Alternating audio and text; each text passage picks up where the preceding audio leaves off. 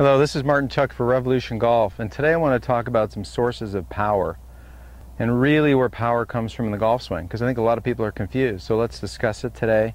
And I hit a few shots, and maybe off in the distance you'll be able to see where the golf ball lands, and part of it you'll have to trust me. So in the distance there, I've got an orientation toward that green flag out there, which is just to the right of those two tents that are set side by side at the other end of the range. I've got a 7-iron. It's 176 yards to that green flag, and that realistically is more of a 6-iron. So I'm going to go ahead and grab a 6-iron. Had a 7-iron. Let's go ahead and hit a 6-iron out there. See how we do. This should be plenty of club to get it that far.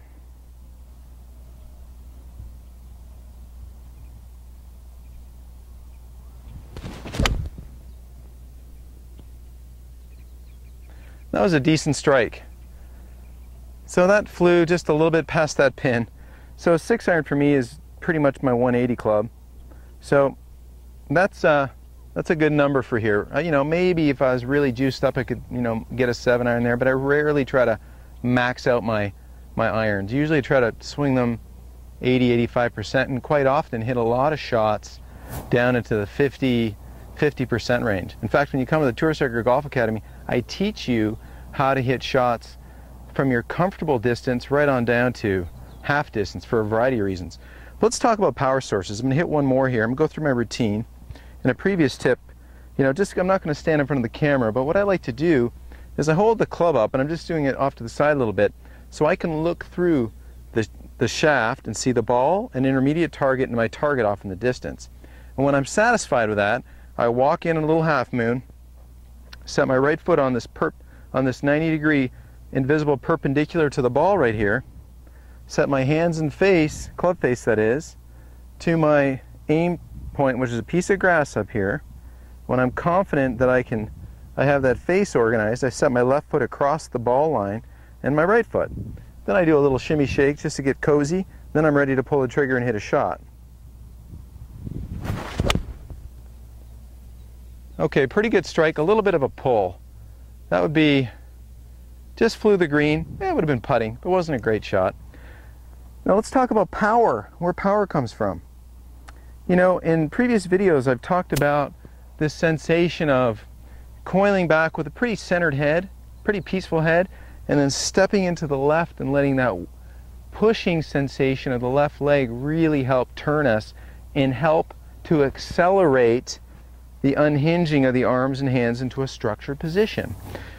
That's a fantastic move, and it's certainly a high-level move. In college, that would be a 500 level course, or even master's or PhD. For the majority of golfers out there, if you understand a couple simple things, that the hands and arms, the correct use of the hands and arms, really give you the most power in the golf swing. And you're like, oh, but Martin, I thought you had to have a big body turn. Well, of course you do. Your body has to support what your hands and arms are doing. But let's just take this for example. If I don't have an effective motion with my hands and arms, and I'm not telling you to be handsy, I'm just telling you that most people really never hinge the club properly, nor do they let the club unhinge fully. This is something they don't do. Furthermore, that pin is 176 out there. Let me stand on one foot and see how far I can hit my 6-iron. Okay, so I'm on my left foot, not very comfortable, and I'm going to jump around a bit, but I'm going to try to give it a bit of a whack.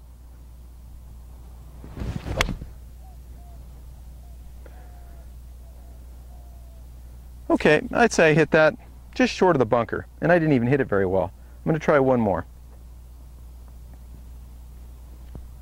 The bunker, to carry the bunker, is 160.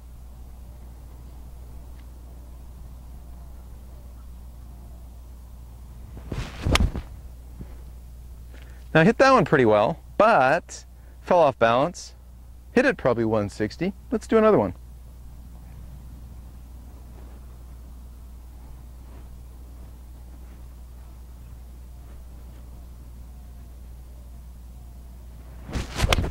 Oh, there's a goodie. And I managed to keep my balance. Not that I do much practicing on one foot. Oh, ooh, look at that. About 165. So on one foot, with a couple reps, and honestly I didn't practice that before, wanting to talk about this tip, because I've been working on this for years, but the idea there is you could see, and I'll show you from a face-on. In fact, let's take a look at a face-on right now. So here we are. Let's do a face-on version of the one-legged drill. And we're just talking about speed in the golf swing and really where speed comes from. So here I am on 1 foot. Let's hit another little shot here so you see what I'm doing. Right foot's completely hanging up in space.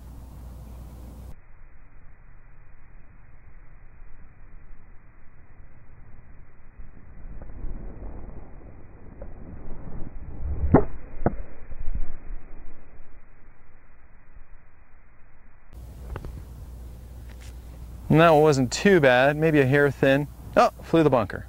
So 160 yards, 1 foot, 6 iron. Now I'm not doing that to show off, okay? That's not the purpose.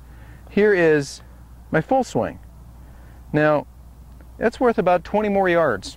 All this extra stuff is worth about 20 more yards.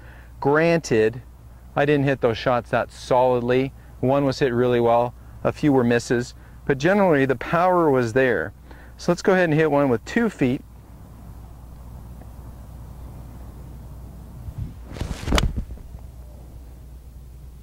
You know, that's more like it. A lot more solid.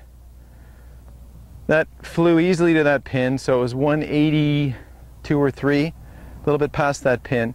My point is, you know, a lot of body motion really can hurt a golf swing unless you know what's going on.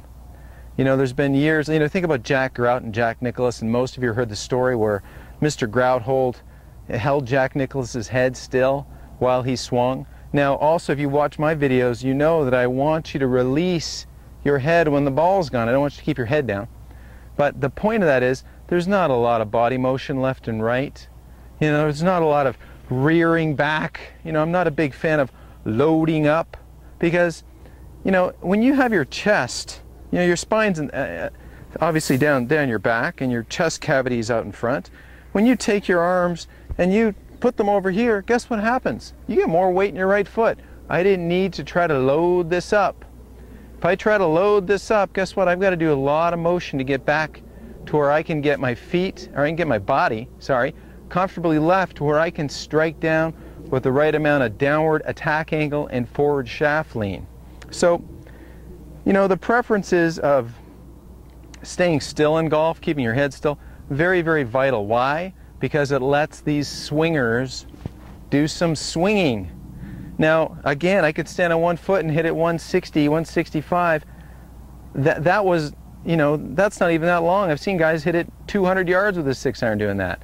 My point is, the extra 20 yards I get is definitely going to give me a little bit more consistency because now I have 2 legs with which to stay centered, to use my swingers, and then I have a little bit of this push off to help accelerate my swingers so I can hit a little bit farther.